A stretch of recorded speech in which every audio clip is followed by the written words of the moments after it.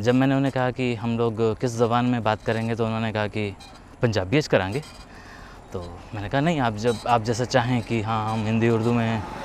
तो कहते कि नहीं, मैनू अपनी ज़बान नाल ना बड़ा प्यार है, तो मैं चाहना कि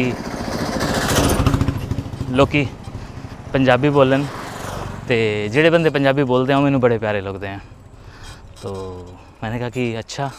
तो उन्होंने कहा कि मैंने अपने पोते को कहा कि तू जे मेरे नाल पंजाबी गल करेंगा तो मैं तुझे 10,000 रुपये इनाम दूंगा।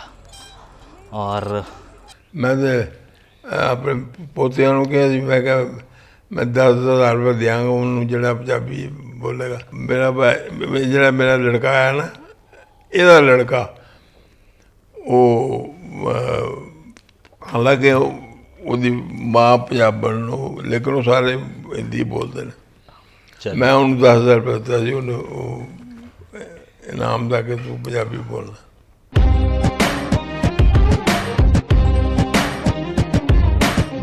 नमस्कार जी। आज की बात थोड़ी सी अलग अंदाज़ और अलग स्टेट। पहली बार गाज़ियाबाद जाना हुआ और गाज़ियाबाद जाके एक ऐसे आदमी से मिलना हुआ जो डस्का सियालकोट का रहने वाला था। उम्र 95 साल। 95 साल का वो बुज़ुर्ग, शक्ल सूरत से ज़रूर वो 95 का लग रहा था, लेकिन उसकी मुस्कुराहट मुझे बच्चों जैसी लग रही थी। उसकी हंसी मुझे किसी की याद दिला रही थी। मैंने उन्हें बाद में बताया कि आप कैसे लगते हैं। और वैसे मैं बता दूं कि मैं साइकिल पे हूँ। साइकिल कैसे दिखाऊँ आपको, अंदाज़ा हो ही रहा होगा।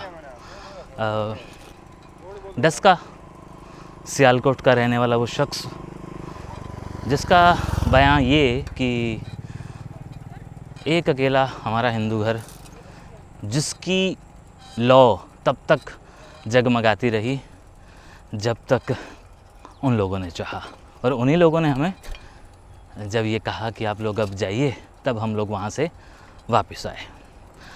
अपनी ज़बान से बड़ा प्यार करने वाला महेंद्र लाल चोपड़ा परिवार, और पंजाबी से बड़ी प्यार करते हैं। जब मैंने उन्हें कहा कि हम लोग किस ज़बान में बात करेंगे तो उन्होंने कहा कि पंजाबी करांगे।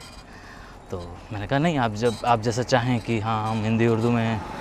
तो कहते कि नहीं, मैनू अपनी ज़बान नाल ना बड़ा प्यार है, तो मैं चाहना कि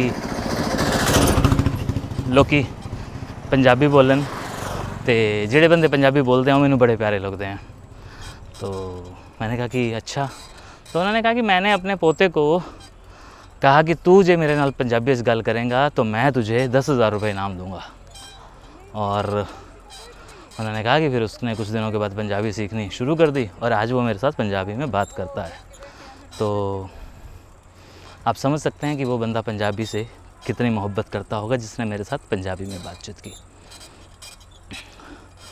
7वीं जमात तक ही उसने अपनी एजुकेशन की, ना कोई दोस्त रखा, ना किसी से कुछ, तो मतलब कोई मतलब नहीं।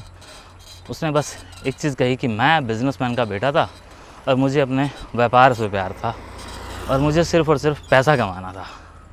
तो मैं इसीलिए पार्टीशन के बाद मैंने अपनी कोई पढ़ाई जारी नहीं रखी और मैं सीधा साधा एक बिज़नेसमैन बन गया, और ऐसा बिज़नेसमैन कि समाज में एक अच्छा रसूख है।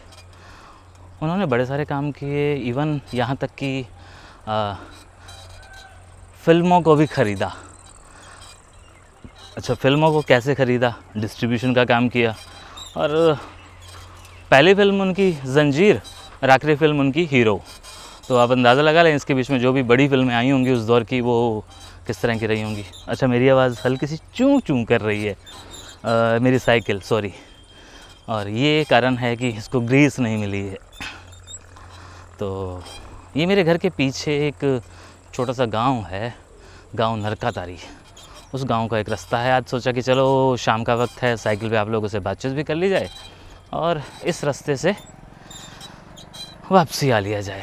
तो मेरी बातचीत ऑलमोस्ट कंप्लीट हो चुकी है। बताना सिर्फ ये चाहता था कि ये है वो गांव का बोर्ड, मैं आपको दिखा देता हूँ। ये मेरे पीछे इधर गांव जा रहा है। और बताना ये चाह रहा था कि जिन बुज़ुर्गों से आजकल मिल रहा हूँ, उन वीडियोज़ को आप लोगों को दिखाने से पहले सोचता हूँ उसकी थोड़ी जानकारी दे दिया करूं ताकि आप लोगों को वो वीडियो समझने में कोई दिक्कत ना हो।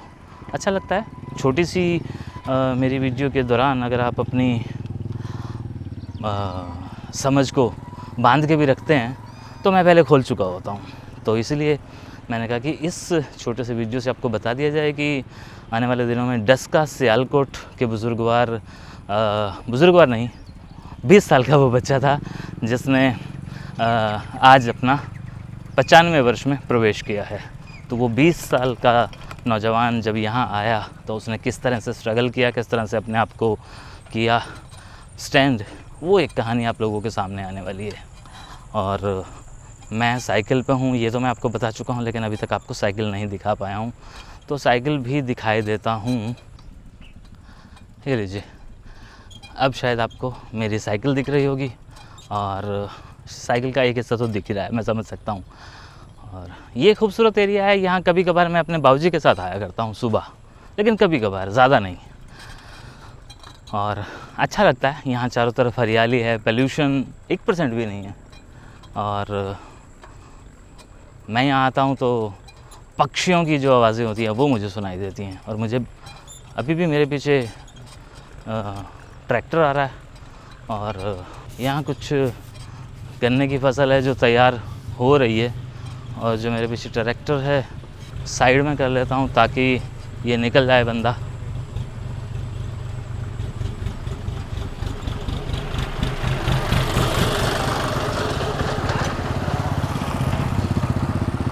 लीजिए, तो ये था एक छोटा सा व्यू।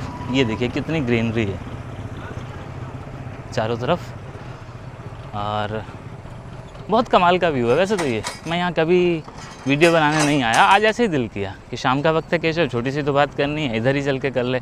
तो फिर मैं चल पड़ा इस रास्ते पर। और नो डाउट बहुत खूबसूरत लग रहा होगा बड़ी स्क्रीन पे, क्योंकि मैं तो अभी सिर्फ 2-1.5 इंच की स्क्रीन पे देख रहा हूँ गोप्रो में। और बस ये थी कहानी कि महेंद्र लाल चोपड़ा साहब डस्का सियालकोट वाले बुज़ुर्गवार, और मैंने इन्हें कहा था कि आपकी शक्ल ना प्राण साहब से मिलती है। आपने उन्हें कभी बताया? हाँ, मैं तो आपको ये बताना ही भूल गया कि उन्होंने जिन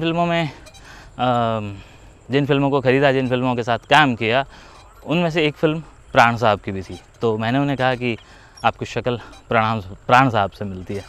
तो वो बड़े वो हुए कि नहीं काके मैं किथे। तो बाकी इंतज़ार कीजिए, शक्ल आप देख चुके हैं, आवाज़ आप सुन चुके हैं। ये बुज़ुर्गवार, मुझे पता नहीं क्यों लग रहा है कि मैं इस लोकेशन को ना छोड़ूं या यहाँ पे कभी फिर से वीडियो बनाऊं। तो आप बताइएगा, अगर वीडियो की लोकेशन आपको अच्छी लग रही है तो मैं यहाँ पे ज़रूर कोई ना कोई वीडियो बनाऊंगा। शुक्रिया। मैं अपने पोतिਆਂ ਨੂੰ ਕਿਹਾ ਸੀ, मैं क्या मैं 10,000 रुपये ਦਿਆਂਗਾ ਉਹਨੂੰ ਜਿਹੜਾ ਪੰਜਾਬੀ ਬੋਲੇਗਾ। ਜਿਹੜਾ ਮੇਰਾ ਲੜਕਾ ਹੈ ਨਾ, ਇਹਦਾ ਲੜਕਾ ਉਹ ਹਾਲਾਂਕਿ ਉਹਦੀ ਮਾਂ ਪੰਜਾਬਣ ਨੂੰ, ਲੇਕਿਨ ਉਹ ਸਾਰੇ ਹਿੰਦੀ ਬੋਲਦੇ ਨੇ। ਮੈਂ ਉਹਨੂੰ 10,000 ਰੁਪਏ ਦਿੱਤਾ ਸੀ, ਉਹਨੂੰ ਇਨਾਮ ਦਾ ਕਿ ਤੂੰ ਪੰਜਾਬੀ ਬੋਲਣਾ।